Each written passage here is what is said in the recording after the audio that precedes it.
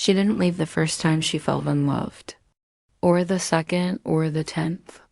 She stayed through every cold night, every unanswered message, every quiet disappointment that stacked itself inside her chest like stones. She stayed because she remembered how beautiful it felt in the beginning, and she kept hoping the beginning would come back. But beginnings never return, only endings repeat themselves. The worst part? He wasn't cruel. He wasn't abusive. He wasn't a villain. He was just absent, emotionally unavailable in the softest, most painful way.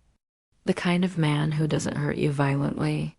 He hurts you by not showing up at all. He didn't yell. He didn't cheat. He didn't lie. He just didn't care. He forgot the small things. The things she mentioned with a soft voice. The moments she needed him most. The nights she cried quietly because he fell asleep without noticing she was breaking. She kept telling herself, it's not a big deal. He's just tired. He didn't mean it. He's stressed. He loves me. He just shows it differently.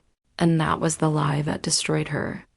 Because love shown differently shouldn't feel like being alone next to the person you need most. One evening, she sat on the edge of the bed. The same bed where she waited for him, hoped for him, cried for him, and finally asked herself, why am I fighting for someone who wouldn't notice if I stopped? And for the first time, she didn't have an excuse to protect him anymore.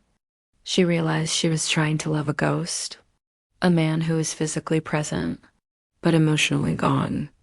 She realized she was losing her softness, trying to earn warmth from someone who didn't know how to give it. She realized she was becoming a version of herself she didn't recognize, quieter, smaller, emptier. And something inside her finally snapped. Not loudly, not angrily. Just truthfully, she gathered her strength, the same strength she wasted trying to keep them together. And she walked away. Not because she stopped loving him, but because she finally understood. Staying with someone who doesn't choose you is the slowest form of heartbreak. And as the door closed behind her, she cried. Not for losing him, but for losing the woman she used to be. While trying to be enough for him, now she's learning to come back to herself. Piece by painful piece, breath by shaky breath. And one day, she realized that letting go wasn't the end.